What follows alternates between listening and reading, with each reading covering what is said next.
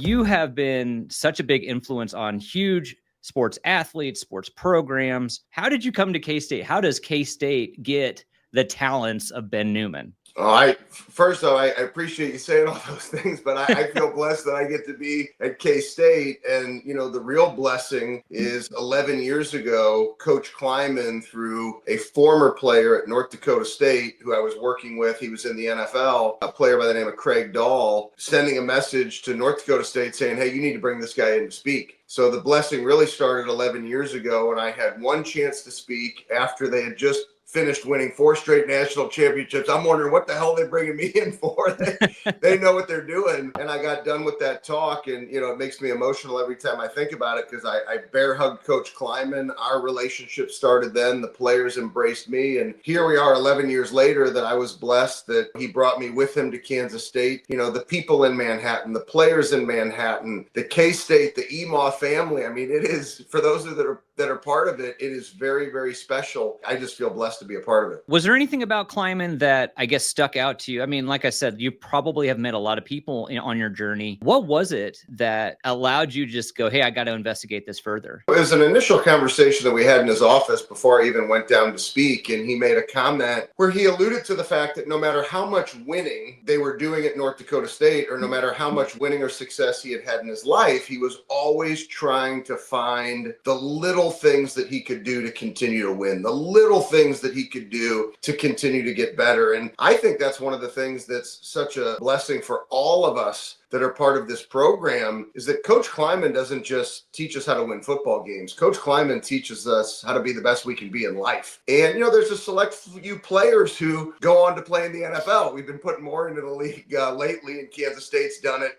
forever. But the reality is, Coach Klienman, the bulk of the messages and the teaching and the culture that's been built that the players have established, it's one that's going to make these young men successful in anything they do in life. It comes down to those little things and never being finished and always wanting to get better. And that's what attracted me to Coach Klienman. That is one thing that pulls me out of your speaking, is this idea of like winning, but not being satisfied, not willing to settle. How does that look like in a program? Are these kids, is that something that they're built with, or do you really have to remind them of this mindset to, really keep going for the next day and keep building something great? I think, Derek, it comes down to, how do we win in life? Let's strip away the game of football. How does one of your listeners who's running a company, how do they empower their people to be the best they can be, to take ownership of the things they know they need to do to win and to be great? How do we do that in a football program? How do you do that in a basketball program? How do you do that in your house? And the reality is, and I've been doing this for almost 20 years, that everybody has what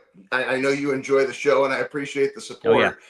Our podcast, The Burn, everybody has a burn. And many people have heard coaches like myself talk about why and purpose, but it's really that underlying burn, or that fire that really pushes somebody to say, I'm going to give it everything that I've got every day and not be seduced by success. And when I win, it makes me hungrier to do it more. And when I don't get the result I want, that burn keeps me going to figure out how I can get better, to get back to winning and being my best. So I believe it really is this underlying burn. And then for us as coaches, do we care enough about each player to figure out, what is Avery Johnson's burn? What is Des Purnell's burn? What is the burn of these individual players? Because they're not all the same. And when you find that in a player, when you find that in members of your team, in your organizations, in your companies, in your house, there's a different elevation, a different sense of ownership, a different way that people show up in order to find out how great they can be. That's awesome. I think it would be helpful. What's the definition to you of finding the burn? What is that? The burn is that underlying fire that ignites that why and purpose and causes you to show up on the days you don't feel like it, and especially after you win. And Derek, it can come from many different places. For myself personally, the players know this about me. They found out 5 minutes into my first speech ever at Kansas State, is that my mother passed far too soon. So my mother was a single mom fighting to make ends meet, divorced when I was 6 months old, diagnosed with a rare muscle disease called amyloidosis when I was a young boy. And she passed away 11 days before my 8th birthday. And my mom mom taught me that it's not how long you live, it's how you choose to live your life. And my mother was the greatest fighter. I mean, you talk about passion and conviction. She came to the dining room table every single night her last year living. We had 24-hour nursing care in the house with an IV stand. Sometimes it took one nurse or two nurses, Derek, to ask me how my day was at school. So you really got to come at me with some serious heat if you think you're going to break me, because that burn is so significant, because I'm a 46-year-old man. My mother passed away at 38. That means I've lived 8 extra years that my mom never got. You better damn well believe I'm going to take ownership and own every day. So that's created a burn inside of me that I'm going to fight, and I'm going to give it everything that I've got. And so sometimes the burn comes from challenge and adversity, like I've been through. And everybody listening has a story. I'm not the only one that has a story. But sometimes, Derek, it comes from sacrifice. My parents had to have multiple jobs for me to be able to be where I am. And when you think of that sacrifice, that becomes a burn, because you say, I won't waste that sacrifice. Sometimes, maybe somebody listening, you're currently sacrificing for somebody. And when you think of that sacrifice and those little eyes that are watching you the way my little eyes watch my mom, you say, I will not waste a day. I cannot waste a day. I have to be the example. And then one of my favorites, you get a burn like old Deuce Vaughn has. And that's when people tell you, hey, you're not big enough. You're not strong enough. You're too small. This is not for you. And somebody says, just watch me. Yeah. And I've always watch me put championships above my head. Yeah. And you know, so it's this just watch me mindset. But here's what's so special about Deuce, and this is why he was a legend when he played, and he'll forever be a legend in K-State lore, is I remember when he ran out of the tunnel one day. And once you find the burn in my role is not the X's and O's. It's to help people stay connected to what drives them to fight for those 60 minutes, 6 seconds of play, one play at a time. And so he runs out of the tunnel, and I put my hand on each side of his helmet, and I had just, talked to him about his burn, and I said, just watch me, right? Thinking that like that's going to light him up. And he looked at me and he says, just watch us.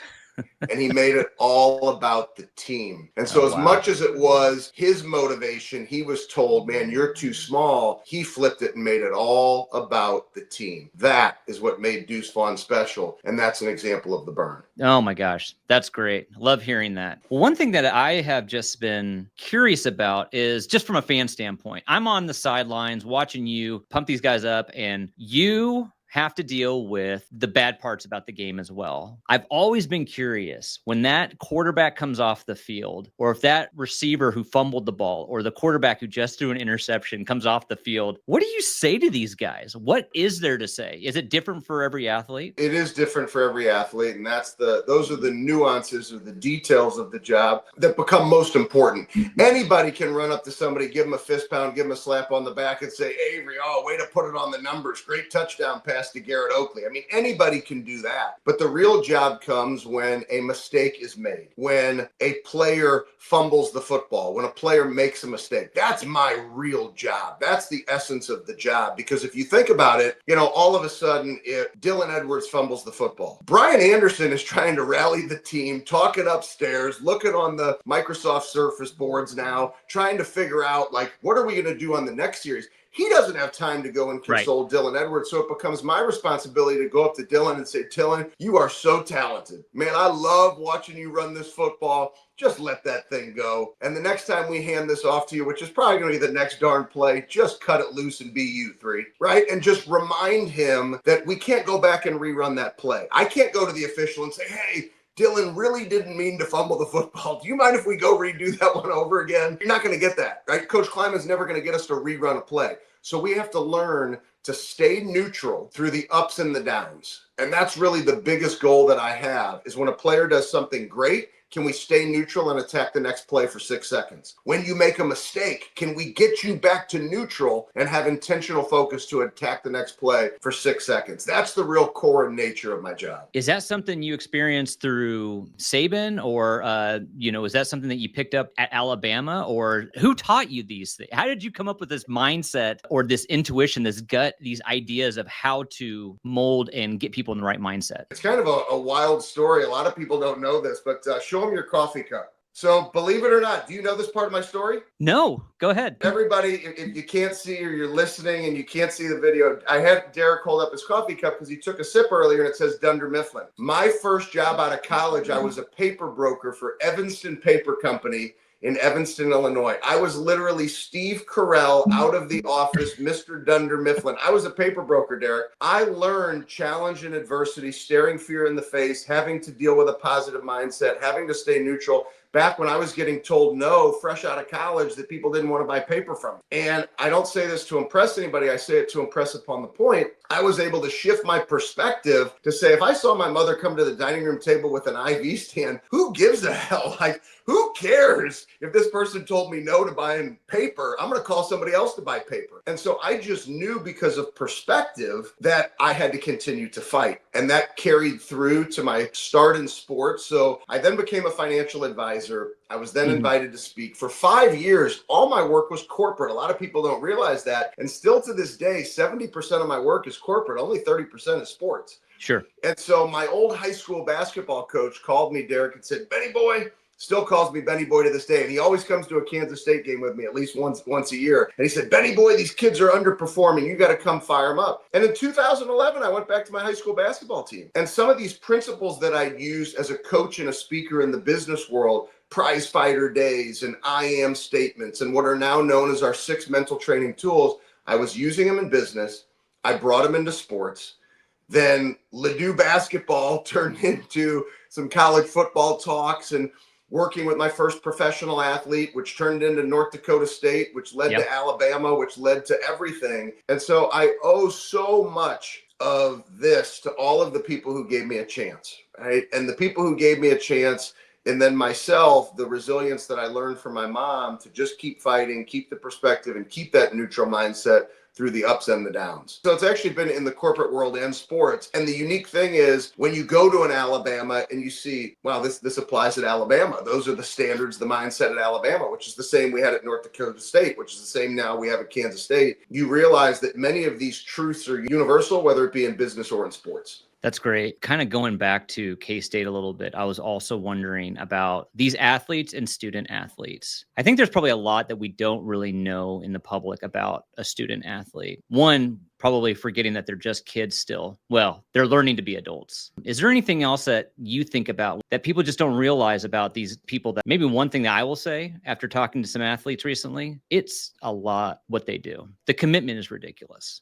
And especially for the players that don't even hit the field. It's a lot going on. But anyways, just curious what your thoughts, if there's anything that the public doesn't really know about what these student athletes go through. There's a lot for this answer, Derek, because I care about these players so much. And I'm gonna be direct because I care that much. These players are human beings. And, you know, if fans knew, and I think that the support at Kansas State, it's just tremendous, the support and the love that we get for, you know, sports at K-State, and just you meet alumni from K-State. I mean, they're just proud. I mean, there's K-State gear all over the world when you travel, right? I mean, it's literally everywhere. And hopefully there's going to be a lot over in Ireland when we kick this season off. Yes, sir. But I would just encourage people to remember that these kids are human beings, just like you're a human being. And, you know, there's a lot of things for every single listener, right? In your dailiness of your job, there are so many things, and probably most of what you do, that people never even see or know that you do it. And it's the same for these football players. And when you think you know what they go through to prepare themselves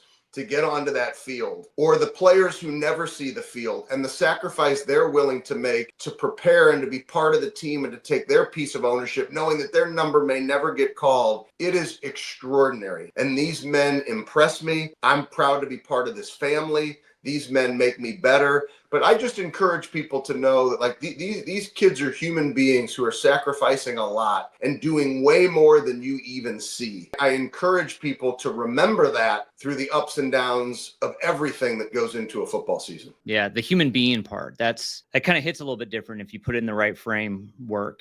And these chat rooms and bad games, you know, the amount of pressure that these kids are, well, especially now with NIL, you know, I think definitely the fan base has shifted a bunch. The NIL money has kind of changed the game of like what fans should say or react to, you know, difficult times. losing's not fun. So yeah, for sure. That's good to know. But if I Go can ahead. just share, because I think it's important, whether, the players deserve to be making money. They do Yeah. so much for the university. And so, whether the players were making money, not making money, whether it's this or whether it's that, I just encourage people. I mean, one of the examples that I think, and hey, I get it too on social media. People are yelling and screaming and throwing stuff my way as well. And, I've learned it's part of the job, and you've been doing this as long as I've been doing it. But I just think sometimes, like, can you imagine, like, if I walked into somebody's office and just like said to them some of the things that they like say to our players online? It's like,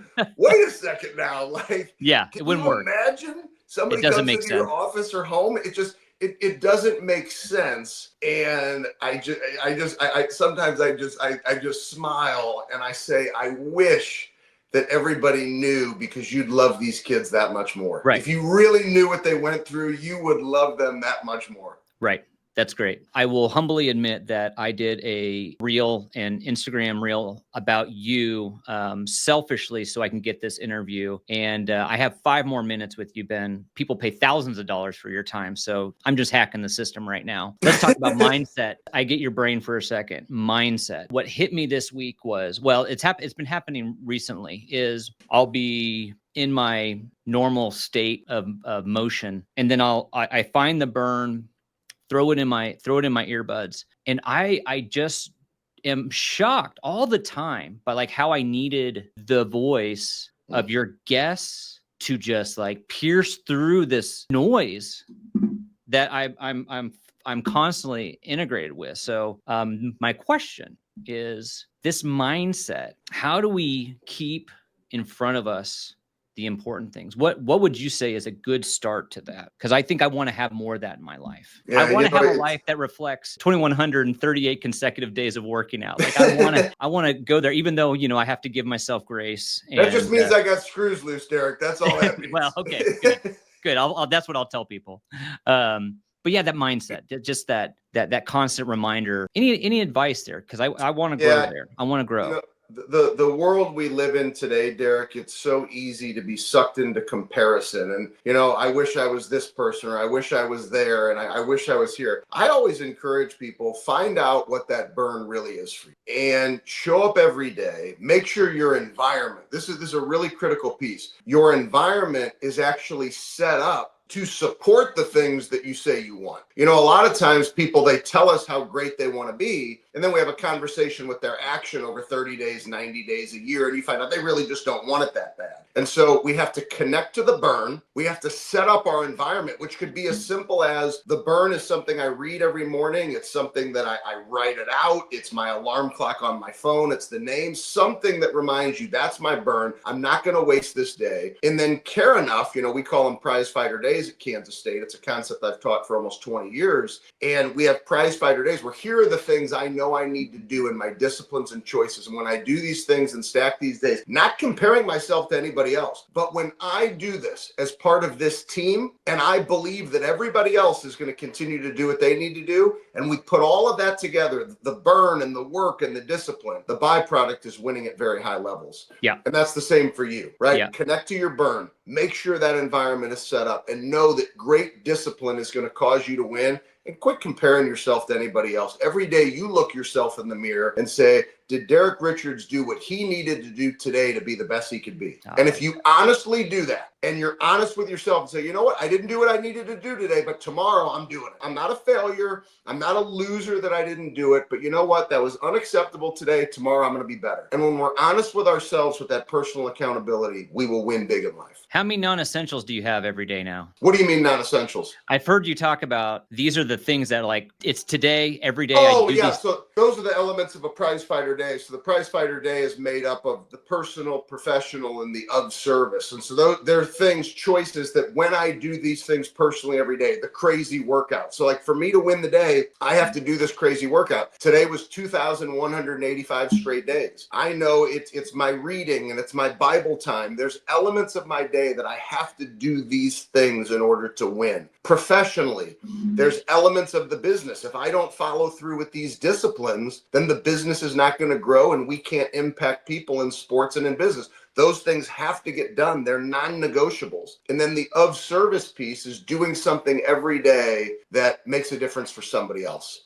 And John Wooden, who's arguably one of the greatest coaches to ever coach anything, used to say, you cannot have a great day until you've done something for somebody else with no expectation of anything in return. And when I think we live to making great choices in all of those areas, you actually can have balance. You can perform in all aspects of your life, and we'll all end up leaving the world a better place, and you'll be a great example for somebody. Only 3 though, right? Are you up to 5? No, so it's three Just things, 3. but there's multiple elements within that prize fighter day. Yeah. So Gotcha. like, as a, for instance, like on the business side, there's 5 main revenue buckets that drive aspects of revenue in our business, speaking and coaching and events. And so I have to have one touch in each of those buckets every day. Yeah, that's our time. I want to be respectful of it. I hope I will get to shake your hand one of these days. Maybe I'll give you a ride off your airplane or something from Manhattan. Or when you're down for a game, just send me a message and we'll bring you on the field. We'll take a picture and it'll be great to finally meet you. I love the support, the messaging, the reaching out to players, and it just I love what you do to carry out our message. It's easy. It's easy to love Manhattan and get pretty psyched up because this year is going to be pretty exciting. I think I predict we're going to see some big things happen, and we're going to see some breakout seasons happening, and we got some talent coming in, which is crazy. But yeah, cool. As long as let me show you my shirt, because as long as we pound the stone, everything's going to be okay. I love it, man. Hey, thank you, Ben. Keep doing what you're doing, and thank you for being a wildcat. That's we're pretty lucky to have you. Appreciate it so much, Derek. Thanks for all you do, and go Cats. Go Cats.